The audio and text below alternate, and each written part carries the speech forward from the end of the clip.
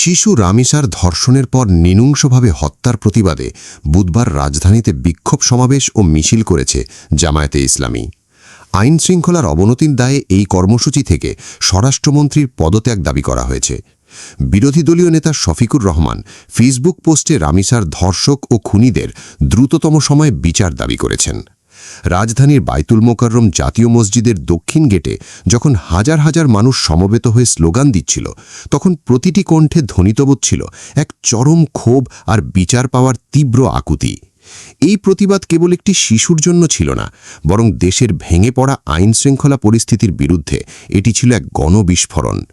যখন একটি রাষ্ট্রের শিশুদের জীবনের নিরাপত্তা অনিশ্চিত হয়ে পড়ে, তখন সেই রাষ্ট্রের বিবেকবান মানুষের পক্ষে ঘরে বসে থাকা সম্ভব হয় না। আজকের এই স্ক্রিপ্টে আমরা তুলে ধরব কিভাবে রাজধানী ঢাকা এক নির্মম হত্যাকাণ্ডের প্রতিবাদে উত্তাল হয়ে উঠেছিল এবং কেন রাজনৈতিক নেতৃত্ব এই পরিস্থিতির জন্য সরাসরি প্রশাসনকে দায়ী করছে। সারা দেশে যখন একের পর এক নারী ও শিশু নির্যাতনের ঘটনা ঘটছে, ঠিক তখনই শিশু রামিসার ওপর এমন পৈশাচিক হামলা পুরো জাতিকে স্তব্ধ করে দিয়েছে। জামায়াতে ইসলামীর ঢাকা মহানগরীর উদ্যোগে আয়োজিত প্রতিবাদ সমাবেশে প্রধান অতিথির বক্তব্যে দলের সেক্রেটারি জেনারেল অধ্যাপক গোলাম গোলাওয়ার এক ভয়াবহ চিত্র তুলে ধরেন। তিনি অত্যন্ত জোরালোভাবে বলেন যে দেশে নারী ও শিশু নির্যাতন থেকে শুরু করে খুন, ধর্ষণ, সন্ত্রাস ও চাঁদাবাজির ঘটনা বর্তমানে আশঙ্কাজনকভাবে বেড়ে গেছে। এই ধরনের অপরাধ নিয়ন্ত্রণে সরকারের পক্ষ থেকে কোনো কার্যকর বা দৃশ্যমান উদ্যোগ নেই বলে তিনি ক্ষোভ প্রকাশ করেন। তার মতে প্রশাসনের এই নিস্পৃহতা অপরাধীদের আরও সাহসী করে তুলছে, যার ফলাফল হিসাবে রামিসার মতো নিরপরাধ শিশুদের জীবন দিতে হচ্ছে।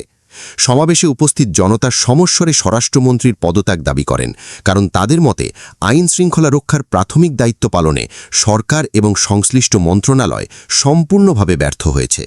সমাবেশে অধ্যাপক মিয়া গোলাম পরোয়ার বিশ্ব রাজনীতির উদাহরণ টেনে আনেন এবং বলেন যে সভ্য দেশগুলোতে কোনো বড় ধরনের প্রশাসনিক ব্যর্থতা দেখা দিলে সংশ্লিষ্ট মন্ত্রীরা নৈতিক দায় স্বীকার করে পদত্যাগ করেন।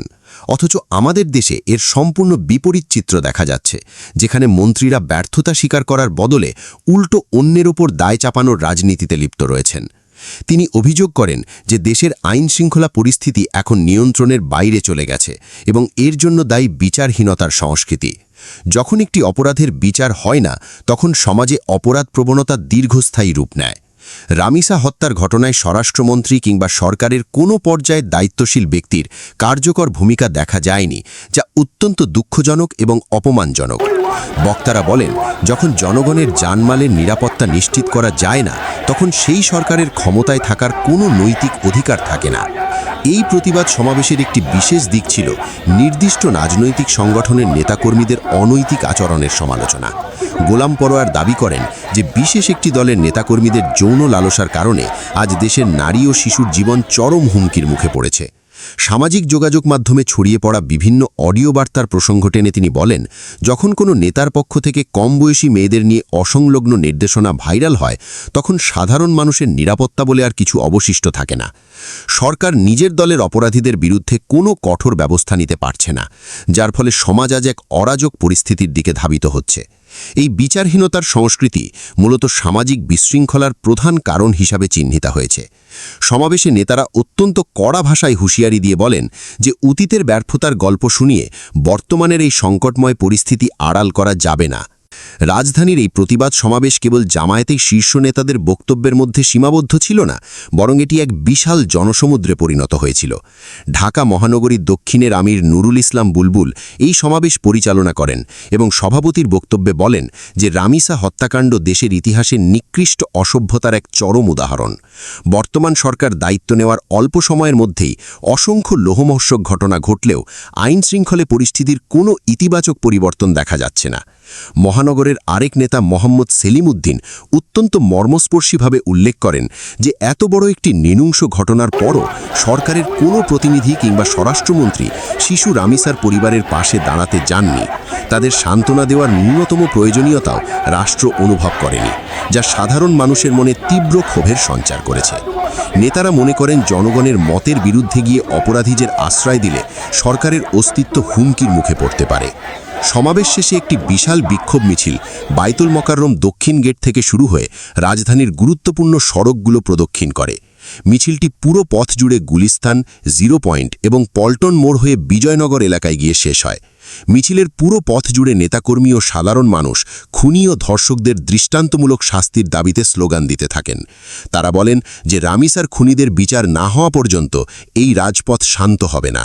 মিছিলে অংশগ্রহণকারীদের দাবি ছিল সারা দেশে চলমান সন্ত্রাস ও চাঁদাবাজি বন্ধে সরকারকে অবিলম্বে কঠোর পদক্ষেপ নিতে হবে।